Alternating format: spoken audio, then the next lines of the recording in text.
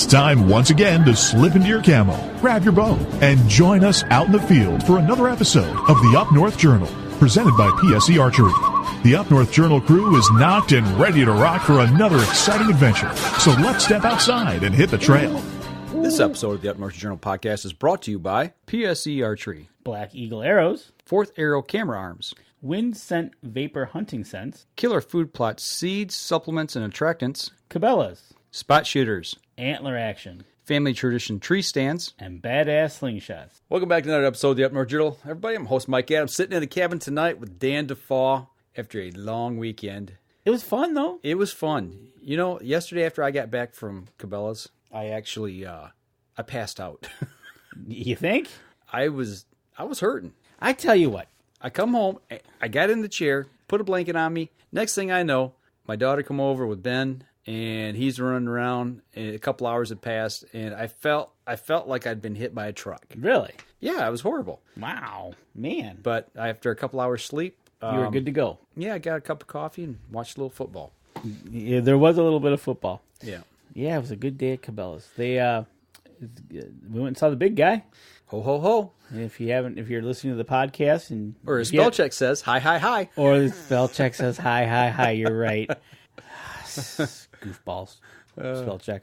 Look below us on Facebook where you'll see the show and you see our 2017 Christmas video.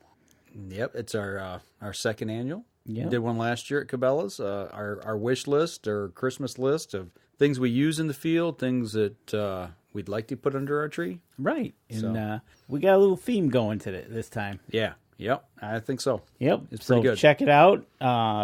Let us know what you think. Give us your feedback, and if you can see the theme in it. Yeah, that's right. And share it around. If you like it and think it's funny, Right. Send it around. Share it to others. Share it, like it.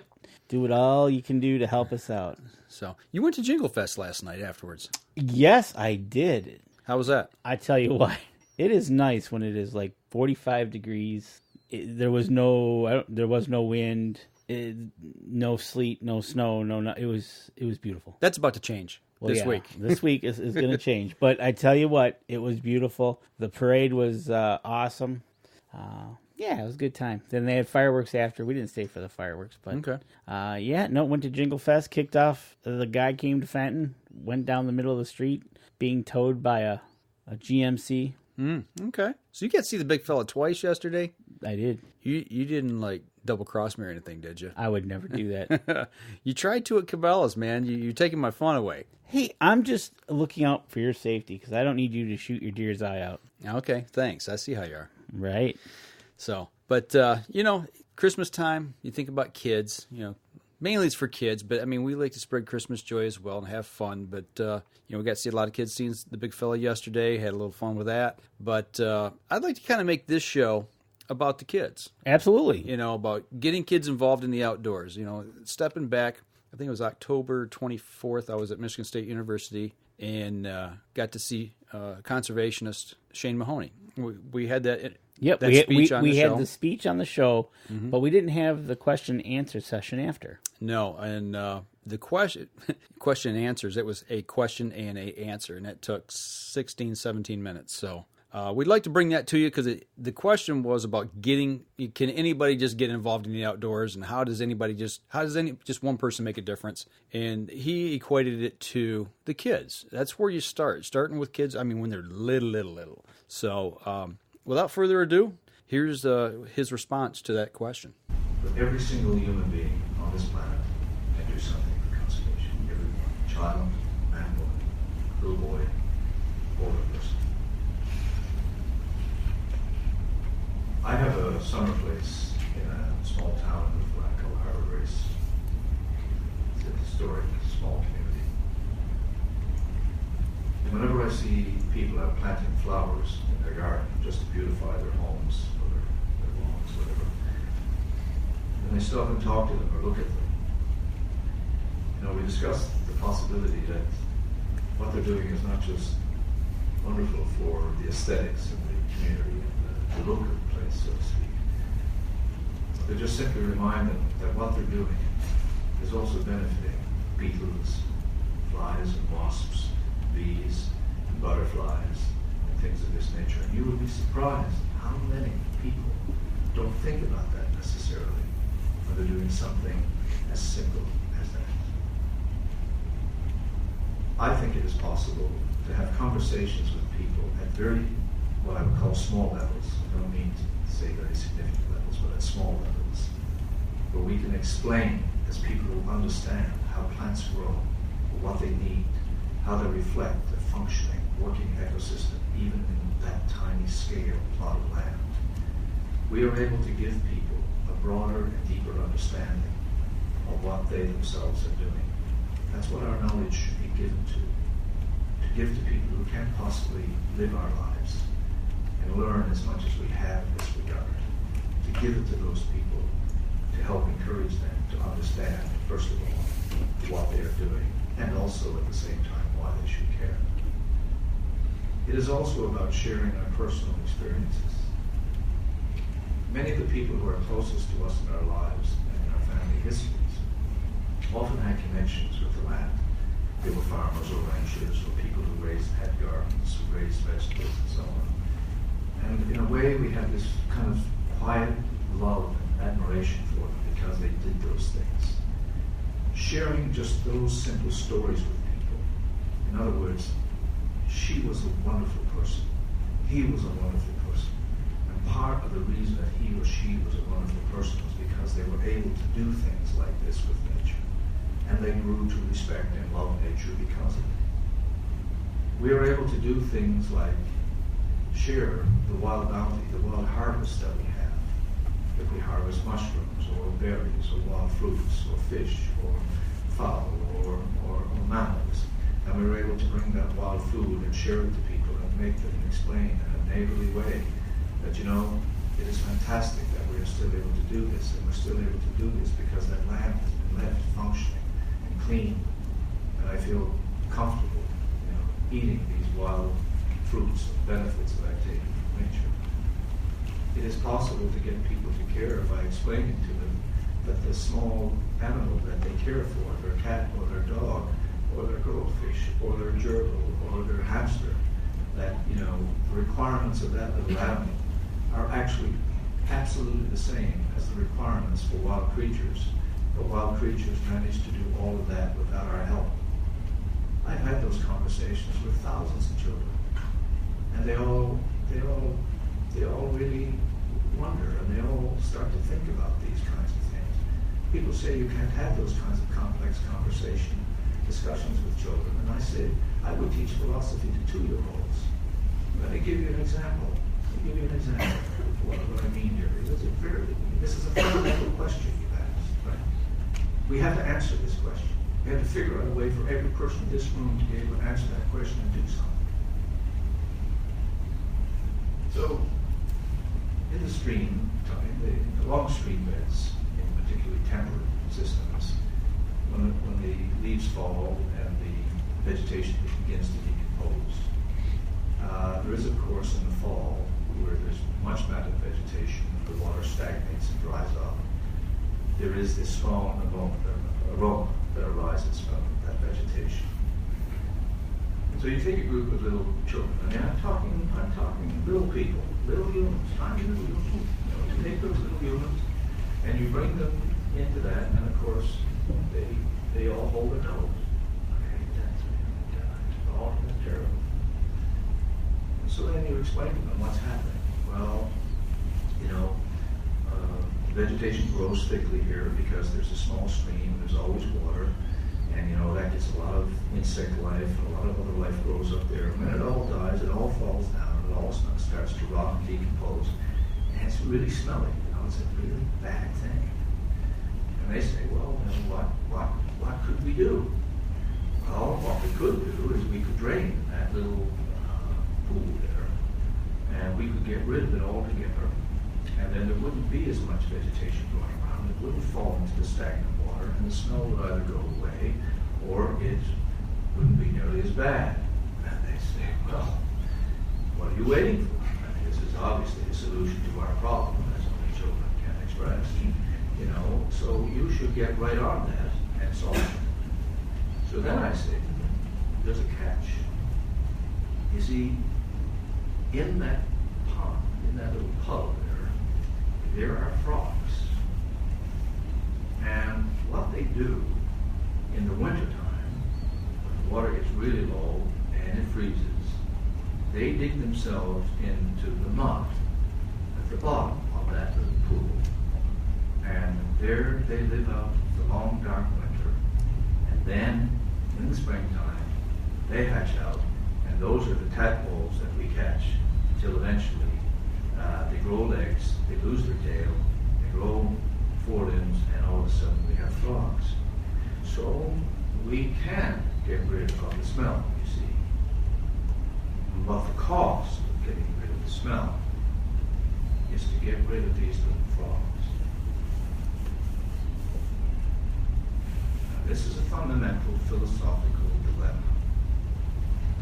The question of the greater good. Delivered to 4 and 5-year-olds who, believe me, will make their views known. Will every one of them say not to drain the pool? Perhaps not. But the majority will say, I like the frogs. They'll hold their noses and they'll move on that. Having that conversation with a little human at that age, in my experience, because I was once a little, as you all, in my experience, never goes away. It never goes away because somehow that discussion with the natural world, with a bigger human, and with their friends, really begins to teach them about the fact that they should care. Teaching them to care for the animals that they care for in a better way or a more meaningful way. Explaining to them the intelligence and the amazing capacities that the animals they care for have. Explaining to them that the dog Roscoe can actually smell them coming home a mile before they get there. And then they'll say to you, no, that's not right. He can't do that. Roscoe can't do that. Oh, yes, Roscoe can't do that. Then you read things, you explain things to them. That's just in the case of children. In the case of elderly people who are growing gardens, you talk to them. How many elderly people are in the United States and Canada? By elderly, obviously, in my case, now I'm talking to hundreds and 110-year-olds. You know, I mean, how many people in our two countries are sitting at home with wonderful lives lived and still much more life to give, who would be delighted and who do care, who don't want to see nature destroyed. They're not out joining clubs. They're not part of Sierra Club or Crockett or the Elk Foundation. No, they're just sitting home, but they are concerned about the quality of life. They do like clean spaces. They do like rivers. They do like seascapes. And they have great capacity to be mobilized as an army because their considerations of life are vastly different. At 80 years of age, an individual has a different viewpoint of what the future must be. And the future for them has now, in a sense, already become the past. And they want that past to be as good for their children and their grandchildren as it can possibly be. Many people who have given their lives to professional organizations, university systems, or otherwise, at the end of their careers have come to the realization that what they might better have done, or what they should certainly have done more of, was to spend time in pubs, cafes, truck stops. One man told me I should have spent all my career in truck stops, just talking to the truckers when they came in about wildlife, things they're interested in, things they've seen, why they should care. And he said I probably would have had more impact on conservation than I had in my career. Perhaps a little bit of extreme view, but I'll tell you right now, where does every movement really start from? Town halls, local communities, individuals. As Margaret Mead said, never underestimate the capacity of a small group of human beings to create great change. Never underestimate that. I hope I don't sound too naive about all this. remain incredibly hopeful because having seen our earliest expressions of how we feel about animals in the cave paintings of Europe and the earliest sculptures that we created, I now know, more than I ever did, that I'm quite likely fairly normal. This incredible love I have for them is not unique to me at all. It was with us from our earliest days of human existence. And I will offer you the litmus test for this. Gather a group of children of different nationalities and languages and have them be so small in their human development that they cannot possibly be biased by someone. Take them into a room, give them all of the finest toys imaginable in this world. I don't know how familiar you are with toys, but I'm getting more familiar because I have two grandsons, so I know Lightning McQueen and all these guys. I see some other people know them too. I didn't actually know them until a few years ago. Bring all the greatest toys ever created in the world and you give them to them. And then you bring in the Labrador puppy. That wriggles and squiggles and pees his way all over. You bring in a frog that all of a sudden looks around and decides to make 2 or 3 hops. Or you bring in a little lizard that, spreads his legs out and walks fast across the floor. Or go all out and bring in a tiny pony. Bring in a Newfoundland dog. And what do you think those children are going to do? That is what is at the heart of the conservation movement. Some people come to it by circuitous routes. Some people can be like a Muir, who could leave his home and walk for weeks without a fish hook, not so much as a fish hook in his pocket, and survive in wild country for weeks at a time. Some will be people who come to it because they pursue wild animals in a hunting odyssey. Some people will come to it as photographers, some people will come to it as hikers, some people will come to it as bikers, some people will come to it as hang gliders. But look at the myriad types of people who can be brought into this movement. If we just break down this idea that I am right and you are wrong, break down the idea that one particular model for conservation is going to work within a country or within a globe. Understand that all human beings, tribal Africans, to the nuts that live on the island of Newfoundland where I come from, to everyone living in small town America, essentially is built exactly the same way. There is no difference. My model, one world, one natural world, one humanity, one chance. And I'll bet you if we went around this room, we don't have time, if we went around this room, every single person in this room would be able to answer your question as well or better than I did. But at the bottom of every one of their answers is going to be that I have to do something. The target audience, the other person, is not the proactive one here. I have to do something. Like Roosevelt, Grinnell, and Muir, they took it to people, and they created something that American generations in between have no idea of how much was given to their lives and to your lives by the efforts that those individuals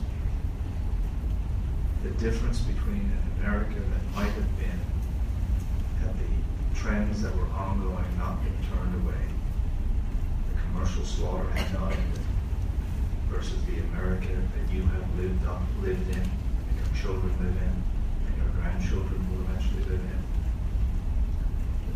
They are different universes.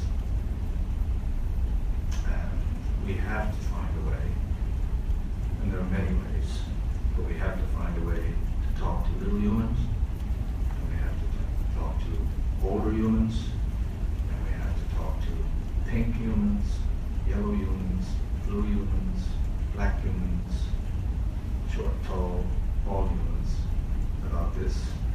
And it's, my best bet is you can convince them that it's part of their national duty, part of their citizenship.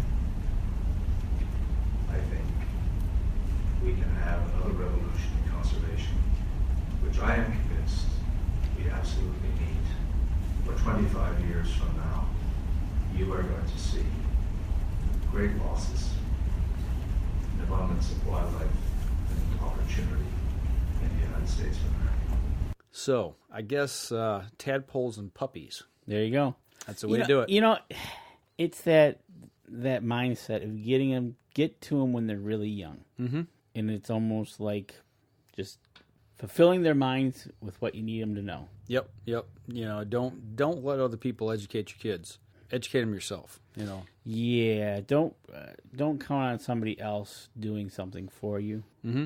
It's not almost like take responsibility. Yep. Yeah. As a parent, as a grandparent, as an aunt or uncle, whatever. As a neighbor, you know, you've got that opportunity when there's people. Even it doesn't have to be kids. I mean, it can be other adults. You know, and they ask a question. You know, lead them down that road of you know why you planted a flower garden. Well, it's to draw the bees in. You know, or insects. It's all good. It's all nature. It all works together. Exactly, and take that moment in time to make it an educational moment. Yep. Don't make it a moment where they don't want to ever do it again. Absolutely. That's the most important thing. And when you're teaching them, whether it be boys, girls, and you take that time to make the connection, I think it goes a long ways down the road when you can do that. Absolutely. Making memories. Makes memories for a lifetime. Absolutely. They remember. So. Absolutely. But I tell you what, we're going to step outside. We'll take our first break. We come back. We're going to continue this theme. We've got an author on with us. We talked about the books last week. Yep. These two books. But we've got Shasta Sitton waiting on Skype for us. And we're going to have her join us, and we'll continue the show from there. All right, let's do it. All right, we're going to step outside, take our first break. We'll be right back after this. PSE Archery has always dominated the speed category. Now, the most revolutionary cam system ever to hit the market has perfected the shooting experience. Introducing PSE's Evolve Cam System, featuring extremely high let-off capabilities and the smoothest draw cycle in history. No other cam system has ever delivered this level of total comfort and total control. Experience PSE. Experience performance. Killer Food Plots have been helping property owners for over 20 years create premier whitetail habitat. Whether replenishing your soil with their all-natural Organics Fusion pellets or planting a premier KFP food plot seed blend to help your deer rebuild their bodies through spring and summer while supplying the much-needed high energy during and after the rut, you can trust that Killer Food Plots family and their products will help your deer achieve their full potential.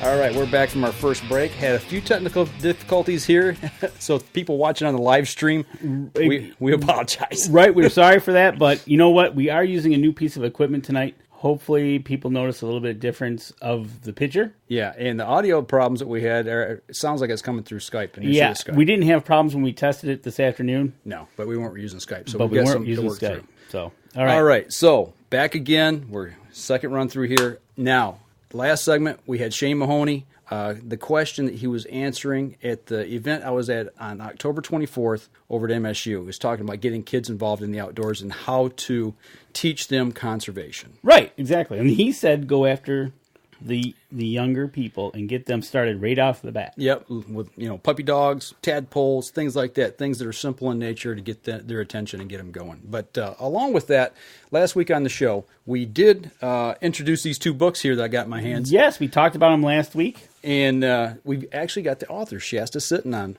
the show with us. Hey, Shasta, how you doing? I'm good, guys. How are you? Doing good. Sorry for all of the technical difficulties we had here. It's okay. I understand how it works. Well, you know what? She kind of tipped us off when she texted us just a little bit before saying she had to reload Skype. Yeah. Then we found out we had to reload Skype. Yeah, so I don't know what's going on. Thanks, Skype. Yeah. So, all right. So now that we're up and running, we got everything going here. We got you on the show. I ordered these 2 books from you about 2 weeks ago. Looked through these things. These are for my grandson. We're going to give them to him for Christmas. All I can say is, wow, this is really cool. I mean, tell us a little bit about yourself before we kind of get into the books and how you kind of got started with writing. Writing is actually relatively new to me. I'm actually a mental health therapist by trade, and a few years ago when we were, right after I had my son is 6 now, but when he was about 6 months old or so, my husband and I were on our way to a pheasant hunt, actually, and I started talking to him about, I wonder if there's any hunting books out there for kids, because I'd really like to get some for my son Wyatt. Right. And I looked around and there was nothing, and so I just started kind of thinking and ended up writing my own story. I wrote it for my son Wyatt, just thinking that, this would be a fun story to read to him, since there's nothing else out there that I could find anyway. Right. And so I ended up writing it, and then actually Dr. James Kroll, he heard about it, and he asked if he could read it, and he read the manuscript, and he thought it was great and said I needed to publish it. So I figured out the publishing process, and there, a few months later, Wyatt's first whitetail was born. Wow. When you said that there's nothing else out there, that's something that we've seen as well. You search for stuff. There's no outdoor books, hunting books for kids. So there's to me now. It seems like since I've started this process, I've noticed more and more that are starting to pop up, which a few people have asked me, oh, that's competition. I said, no, actually, I give away over half of my books just because I want to get kids involved in the outdoors. So I think that's fantastic. The more books that are out there, the easier it's going to be for kids to get. So it is getting better, but it's still surprisingly few in even at like Cabela's and places like that. So I'm hoping that's going to improve. That's nice. So you talk about Dr. Deere, that he's endorsed this. I also see on here on your second book that you've got Eva Shockey as endorsing the book as well. I do, yeah. She was. Basically, when I wrote my second book, I was a little bit smarter going into it, because doing Wyatt's first whitetail, I had no idea what I was doing. I was figuring it all out on my own, and so I just got it printed. But going into Grace Goes Bow Hunting, I said, I'd really like to get one of the female hunting celebrities to endorse it to help promote it for me. And I was like, I figure I'll just start at the top and go from there. And so I started with Eva Shockey. And she was fantastic to work with. She agreed to endorse it right as soon as she read the manuscript. And I didn't have to search anymore after that. Luckily, I do have a few other people who have endorsed it. People like Jana Waller and like Girls with Guns clothing line, and people like that. So other people have supported it. But Eva was the one that got the quote on the front of the book. Nice. Very nice. Well, we're showing a picture right now of Wyatt's first whitetail. When you wrote this, I mean, you got a grandpa that takes a grandson out hunting, and the thing that really caught my eye about this was promoting the safety, the conservation. In the other book about practicing things of that nature. That to me, I got to think that those are really important to you to get those points across. Yeah, I really wanted to find that balance between educating and also entertaining.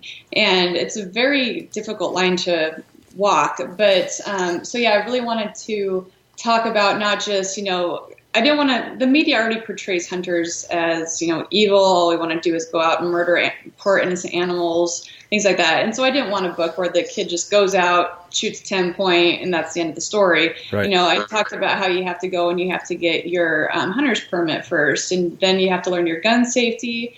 You have to wear your orange, out in the field. And then also being an ethical hunter, not taking a shot that you shouldn't take, making sure that I wanted to go into, making sure the animal's old enough and things like that, but I actually edited that part out. Okay.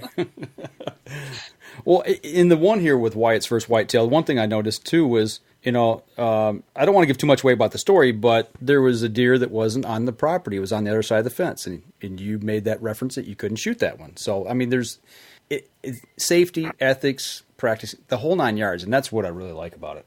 Yeah, I'm really glad that it turned out how it did. And the same with, like you said, with Grace goes bow hunting. I think with bow hunting, it is just as important to have good ethics when you're shooting bow, because it's so easy to just wound an animal when you're shooting with a bow. And so that was one of the main points I want to get across there is, don't take the shot unless you can get the animal down. If you're only good up to 30 yards, don't shoot past 30 yards. Right. And in that book, Grace, the main character, is actually hunting with her mom. And so it's two women going hunting, which I think is really great. And it's actually the only book I know of out there that's about a girl hunter. So, yeah, I'm pretty proud of that one, too. Now, you got one son, you said, and his name's Wyatt? My son, Wyatt, yes. Okay. Who did you base the other book off of? Somebody in the family by chance, or is it just a name you picked out? The story kind of reminds me of me and my mom, actually. But I didn't want to put Shasta Goes Bow Hunting.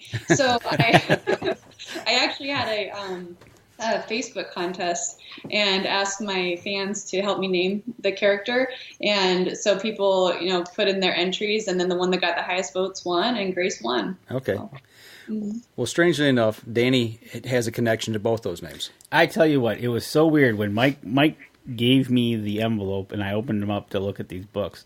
Grace and Wyatt, my wife's has two cousins, and their two kids are named Grace and Wyatt. Oh, really? It was really weird when you open up a book and you open up an envelope and you see two books and you see those two names, and it's not like they're very popular names to begin with. Right. So it's like, wow. So that's pretty crazy. I hope you got a copy for them. You know what? I'm going to get them a copy and send it to them. That's cool. Well, I tell you what, we're bumping up here on our next break, so let's step aside. We'll take a quick break. We come back. I kind of want to dive a little maybe into your background, because I know you're a hunter, and we'll talk a little more about that. And when we got a couple questions for Shasta. Okay, all right. So we'll field those questions when we come back. We'll step outside, and we'll be right back after this. So what do you do when you've completely redefined the way bows are engineered? When you've reached the pinnacle and the band starts playing your victory song, you start a revolution out of thin air. Introducing the all-new PSE Carbon Air, engineered with true carbon technology to be the lightest high-performance bow in the world. Experience PSE. Experience performance. Killer Food Plots have been helping property owners for over 20 years create premier whitetail habitat. Whether replenishing your soil with their all-natural Organics Fusion pellets, or planting a premier KFP food plot seed blend to help your deer rebuild their bodies through spring and summer while supplying the much-needed high energy during and after the rut, you can trust that Killer Food Plots family and their products will help your deer achieve their full potential.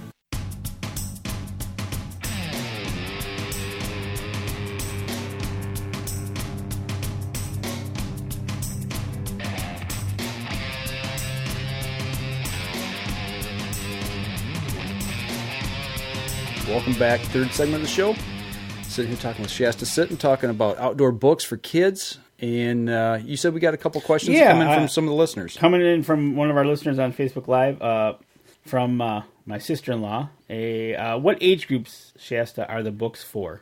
I get that question a lot, and it is a good question. But I always have a difficult time answering it because it depends. Like if it's as far as reading level goes, I'd say it's probably about a third, fourth grade reading level. However, I know people who have got this for their newborns, and I know people who have got this for their 12-year-olds. So because of the educational component, I mean, you can read to any age kid, and when they get older, they can read it to themselves. So I think it's good. I would say from 0 to 12 it would work for.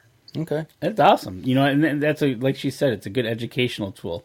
So at any age, really, if, reading it to them or letting them read themselves is a very good thing to do. Well, that's what I bought it for my grandson.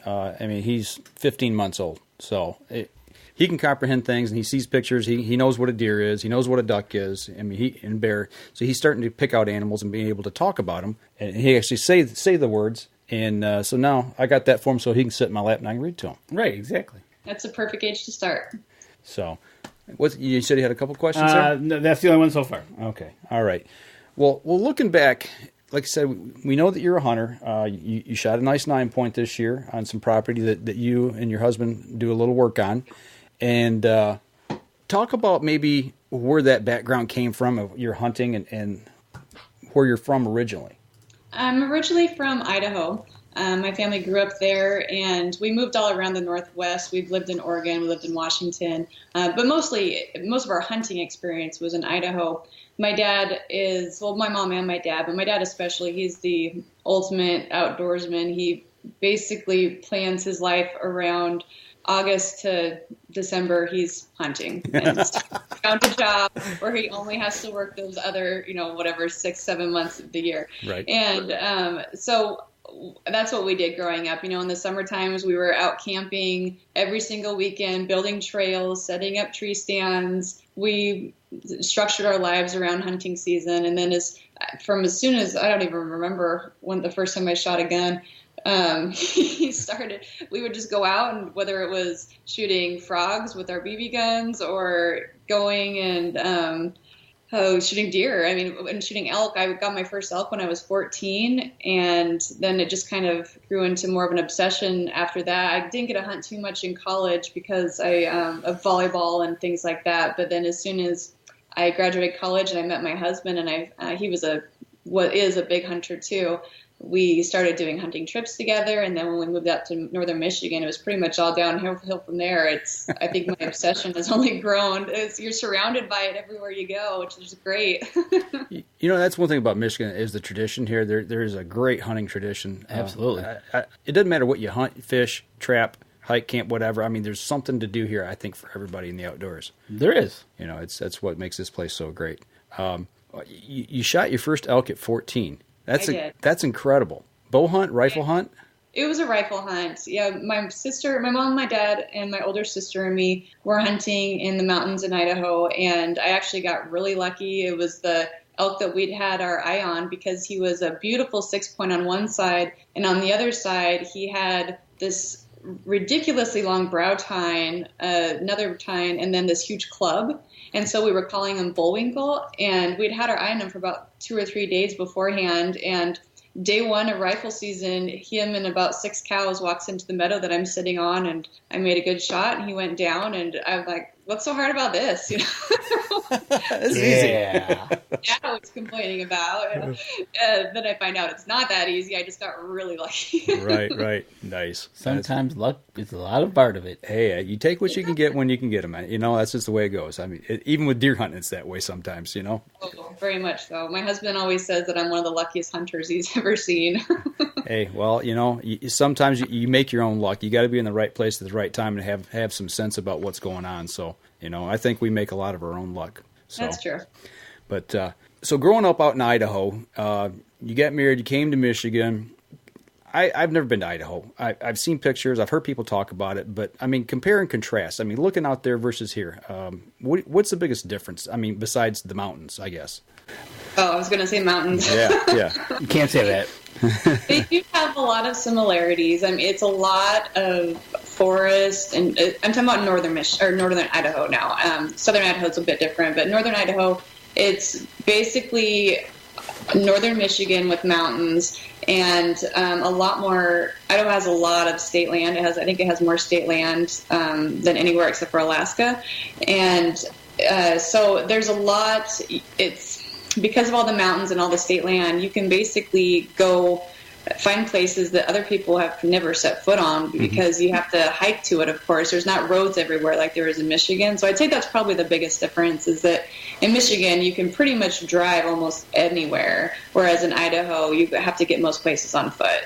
foot, horseback. I imagine they use a lot of horses too out there. Yeah, every once in a while, if you're lucky, you can get a 4-wheeler or side-by-side down it, but usually not all the way. And if you want to get a really nice elk, I mean, because everybody's going to be on the easy roads, so you have to go on the off roads to really see the nicer stuff. Okay. Got to go way back. Right on. Way back. Mm-hmm. Well, looking at the past, being brought up in a hunting family, and I don't like stereotyping people, but being female, it's totally different than everybody always thinks about the guys at camp. I brought my daughters up. They're into hunting. They love it. But for maybe somebody out there that's listening, or maybe that has a daughter or a niece or a granddaughter, and they're unsure about getting that person in the outdoors, what piece of advice can you give them about getting the girls into the outdoors? I was really lucky because my mom was such a big hunter too. I think no matter what, because my dad had 3 daughters and he was, this big man's man. So I think no matter whether my mom hunted or not, he would have got us into the outdoors. But having my mom there too, and having her to teach me and her to show me, because women have a different way of teaching than men do. And girls have a different way of learning than boys do. And so I think her more than anybody, I was able to learn a lot from her. So I think speaking to the girls out there, or young women or even grown women who want to get into hunting and just aren't sure how, I would say try and find somebody who can teach you. Try and find a woman in the outdoors who that hunts and you respect and you think probably has good ethics and teaching style, and ask them if you can go with them. And because I think more than anything, just going and seeing what hunting is about, it's so much different than what I think is portrayed by other people, even portrayed by some guys. And, deer camp for men would probably be very different from a deer camp for women. So. Oh, no, absolutely. Yeah. So I think just going and figuring out if it's something that you could enjoy, something that you could get into. And there's tons and tons of women's groups popping up all over the country. It's the fastest growing demographic, I'm sure you've heard by now. And so if you don't know anybody personally that hunts, get in contact with one of those organizations. I mean, something like Shoot Like a Girl is a great organization that travels around the country and teaches women how to shoot and to become more comfortable with firearms and bows. And there's great hunting clothing lines popping up, whether it's Prois or Girls with Guns. Even Sitka has a line now. So I think you can even find stuff online is what I'm trying to say. Absolutely. And that's a great point. What you say is online. It just opens up the whole entire world to the availability of it. It really does. Yeah.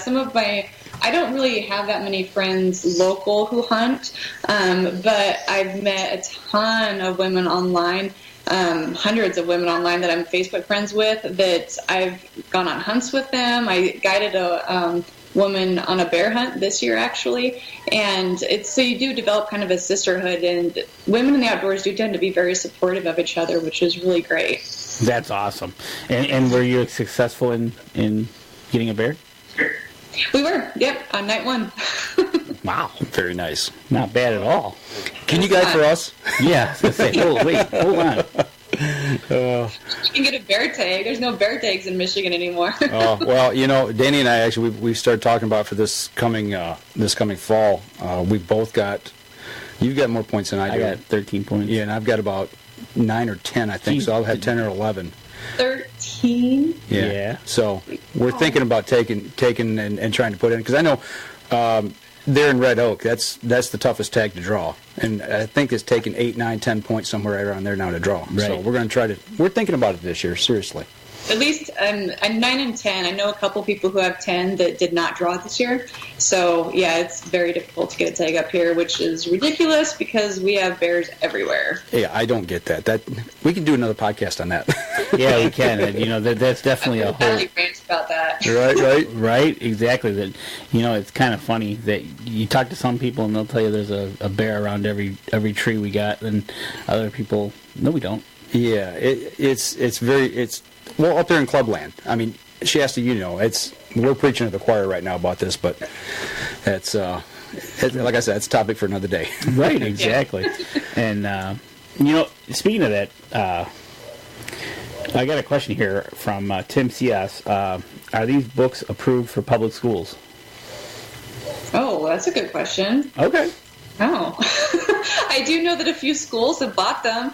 I know that a few libraries have bought them, and they have them for the kids to read.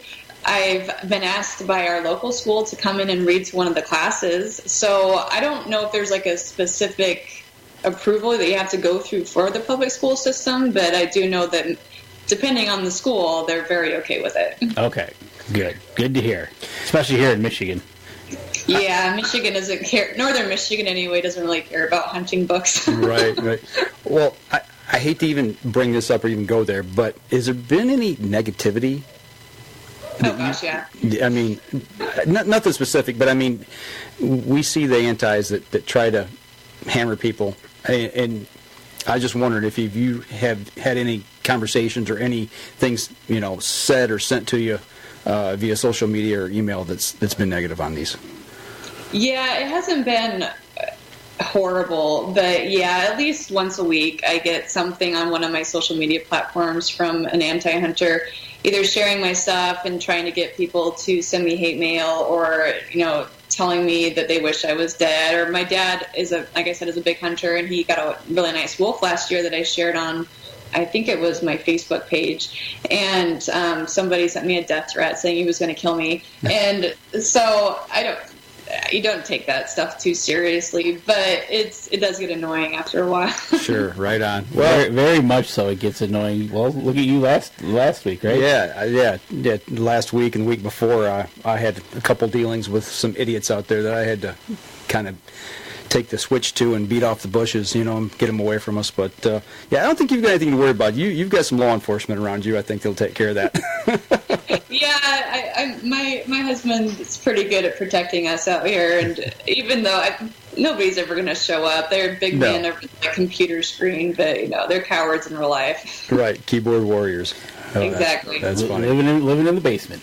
Well, I'll tell you what, let's step outside. Let's take our last break. We come back. I want to give you an opportunity to talk about where we can find these books, the cost of them, and then we got to ask her our favorite interview questions. Yeah, that's right. The questions we ask all of our guests and hunters. She has no clue what we're going to ask. That's right. So, all right, we'll step outside. We'll be right back after this. I shoot PSE because I like one pin to 40 yards. I shoot PSE for the perfect combination of feel and performance. I shoot PSE because you can shoot lighter poundage and increase arrow speed. I shoot PSE for the fastest bows on the planet. I shoot PSE because my livelihood depends on my bow. I shoot PSE because better engineering makes a better bow. I shoot PSE. I shoot PSE. I shoot PSE. I shoot PSE. Experience PSE. Experience performance.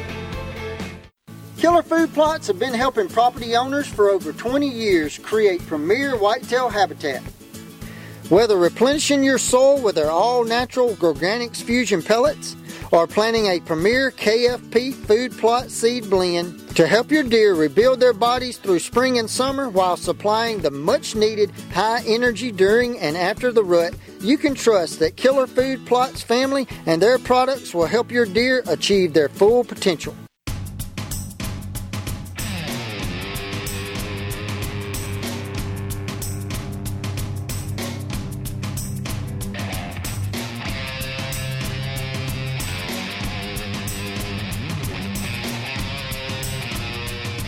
Welcome back. Last segment of the show, and we're still sitting here talking about outdoor books, outdoor things, women in the outdoors, all good stuff with Shasta Sitton. Now, I got both these books at the same time, Shasta. If somebody was wanting to order one or two, how would they go about doing that? There's a couple different ways. You can get both my books on my website, which is whitetailpress.com. You can either buy them individually. I think they're $11.95 each, or you can buy them as a set. If you buy the set, it is both of them for $20. Okay. Or you can get them on Amazon if you feel more comfortable ordering on Amazon, or also on Dr. Deer's website. Oh, Dr. Deer, he sells them too. Okay. What a guy. I did not know that. Very nice. And if you buy it off of Amazon, make sure to leave her a review to help her out. Yes, that would be fantastic. Exactly. Just like we do with Jerry Lambert. Absolutely. Now, are the books selling real well? I mean, how long have these been out? I've seen these last year, I believe, when the first time I came across them. White's First Whitetail's been out since, I believe, 2014. Grace Goes Bow Hunting was 2016. Okay. And then my next book will be coming out next year. 2018. 2018. I'm seeing a pattern here. I do, Yep. yeah. I see a pattern. Is there anything you'd like to tell us about that book? Have you got a title yet, or maybe what you're writing about, or do you want to hold that close to the vest? No, I can. It's going to be a fishing book, or it is a fishing book. Okay. It's actually the illustrators right now, and it's going to have both Wyatt and Grace in it. And it's going to be about two kids, basically getting kids away from electronics and teaching them about fishing and enjoying nature. Right on. Mm-hmm. That's nice. I like that. That's awesome. Hey, can I ask you a question about the process of writing a book? Sure. Okay, so you wrote the script for the book, and then you sent it to the illustrator, and then they draw for you? Yeah, normally, well, what really happened was I wrote the manuscript. I sat on it for a long time, and then I started trying to figure out how to publish it. And so I did the traditional route, which is where you send it to publishing companies, and then if they accept it, they find you an illustrator. But I did that, and I got rejection letter after rejection letter, all saying that I was evil for trying to teach kids how to hunt. Oh, nice. That they do not endorse hunting, they are not okay with hunting, don't ever send them a manuscript again. And so that's why I started my own publishing company, because my publishing company is just fine with hunting. I was just about to say, if that doesn't point you in a direction of something to open, your own publishing company, right? No kidding, especially for children's books. Okay, so then you came up with that decision, and then you found somebody to draw for you then?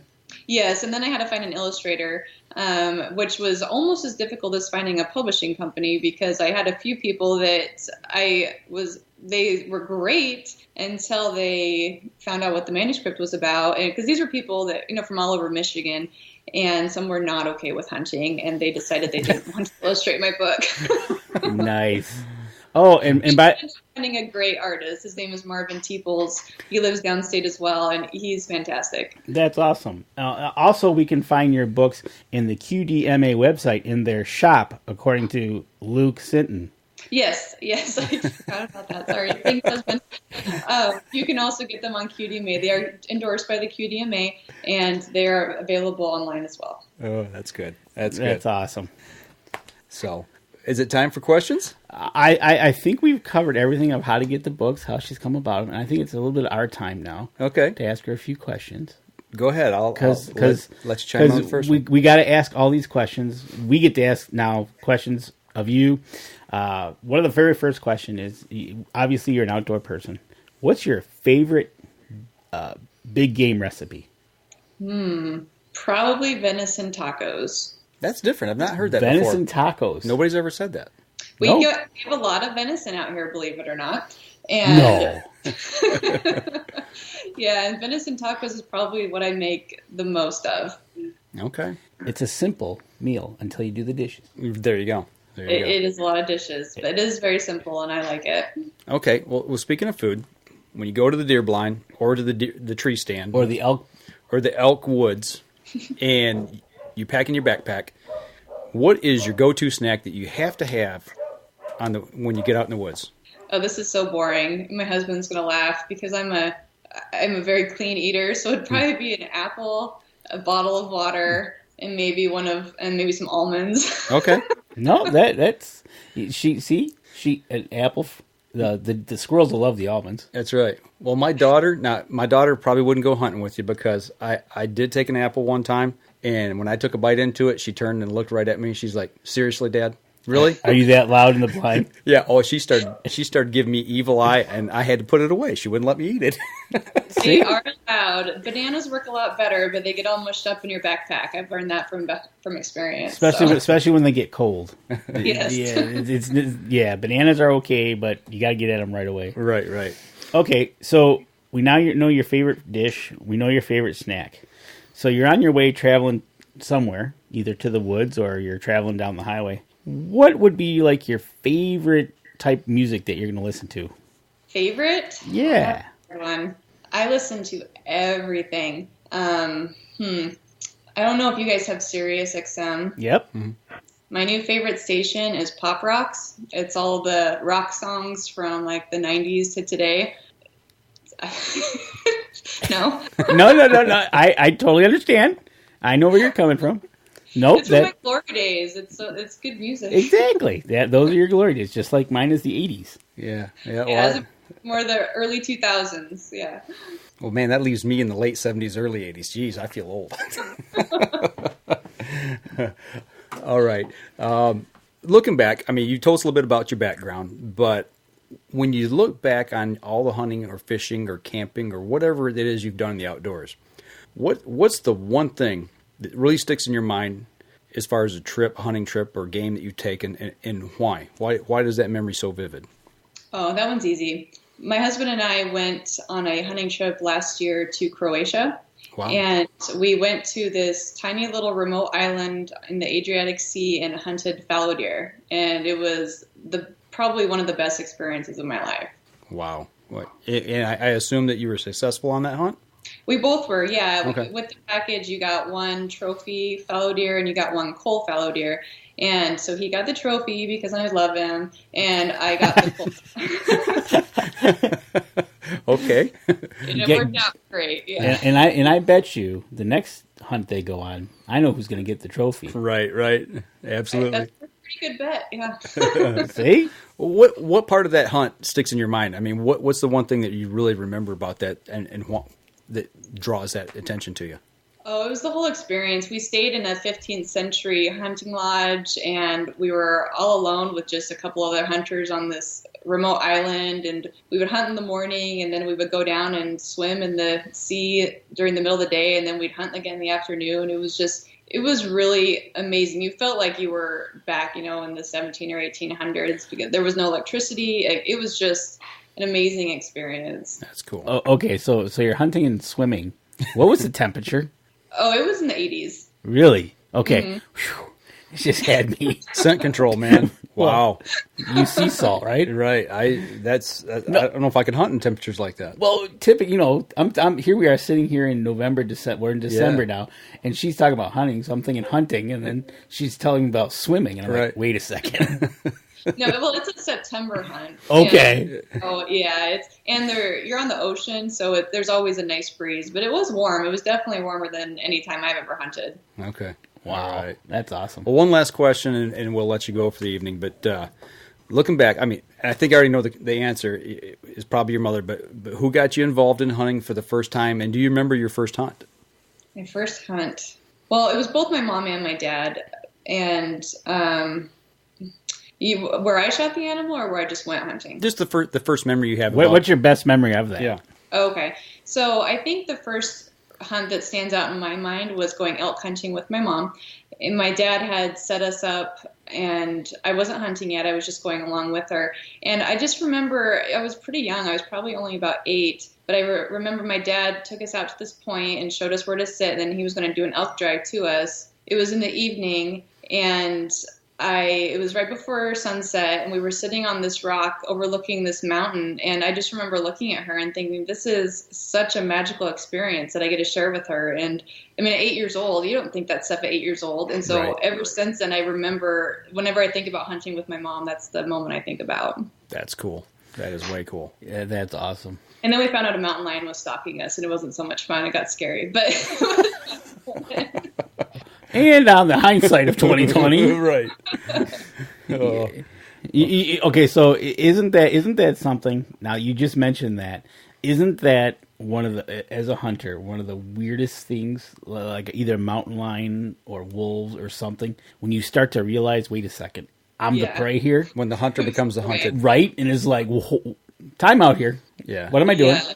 Especially mountain lions. Those things, they're so stealthy, you don't even know they're there until you look behind you, you see some glowing eyes, or you go behind you, you see the footprints were like 12 feet behind you. You're like, how did I not see this thing? Right. It's scary. That's one thing I say to myself is a mountain lion you will never hear get you. Yeah. You'll be gotten before you know it. Mm-hmm. Wow. Yeah, I remember Donnie Vincent talking about that, the outdoor filmmaker. He's talking about, it's such a... He equated it to a magical moment as well about the hunter becoming a hunted. It was such a spiritual type thing, but it's spooky but cool all at the same time. Right. So... Definitely spooky. Yeah, now, especially with all the wolves out there, you go out west, and it's very common to get surrounded by a pack of wolves. This summer I was out there camping and there was wolves howling all around us. And I have my little son. I'm like, do not get more than 2 feet away from me. It gets scary. Right. Absolutely. I tell you what, when I'm in the UP and they start firing off like that, it gets you right up the back of the neck, and you're like, hold on a second here. Get your attention real quick. Oh, yeah. All right. Well, I'll tell you what, we've taken enough of your time this evening. I appreciate you sitting down and talking with us. Sorry we had such a rough start to the interview. Oh, that's okay. Thank you guys for having me on. Oh, not a problem. And once again, everybody go over to Amazon, check these books out.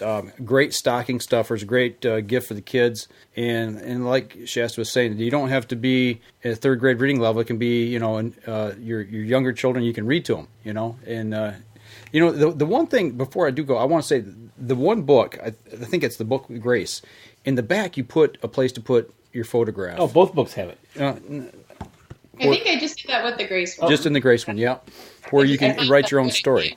Yeah. There's a spot to post a picture of your first hunt and write your own first story of your first deer hunt. That is awesome. Awesome. All right. Well, we appreciate you taking time, sitting down with us, guys, gals. Go over Amazon.com, whitetailpress.com. QDMA. It's in their bookstore as well. And Dr. Deer. Dr. Deer, absolutely. So. And I'm on social media all over the place. Facebook page? Facebook, Instagram, Twitter. What's your Facebook page?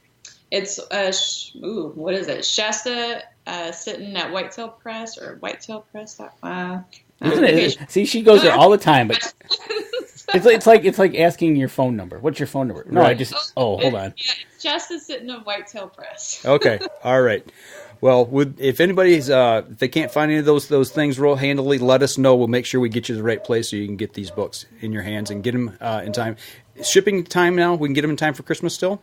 Oh, definitely. I usually ship everything the same day. So, And especially if you're in Michigan, you can usually get it within 2 days. Right on. Okay. All right. Well, we thank you for sitting down with us, and hopefully we'll chat again sometime real soon. Sounds great. Thanks again. Thank you. Take care. You going to order yours today? Tomorrow. Okay. I think tomorrow I will be making a stop at Amazon. All right. I will definitely get them, and I will send them to my cousins. Wyatt and Grace. That is cool. It's bizarre. I tell you what. I saw that and I had to tell Deb that. I said, "Guess what? This is really weird." But I'll get them and I'll send it to them and definitely on Amazon. Try to give them a review if you order off Amazon because that helps their rating. That helps their rating and it helps them out. Absolutely. So, interesting night, interesting weekend. We got to see Santa this weekend. We did. We got to see Santa. We got, it was a good time. You know what I liked? And I pointed out to you, we watched those kids spying Santa.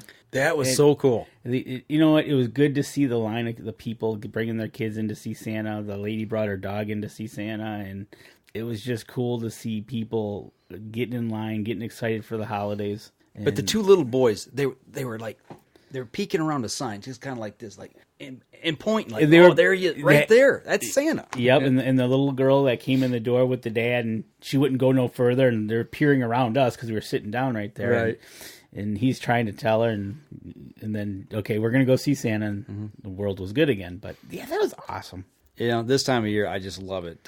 It truly is a magical time of the year, just being around friends and family and, sharing gifts and just the good cheer that's out there.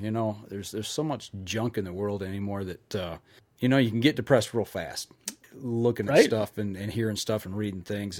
But I tell you what, put a smile on your face, read these two books. Absolutely. Yep. Even as from 0 to 85 years old, you read these books, it puts a smile on your face. Yep. And it also kind of grounds you about our up and coming youth. It does, and that's the other thing, getting back to, Shane Mahoney and what he said, this is another way to get our kids involved.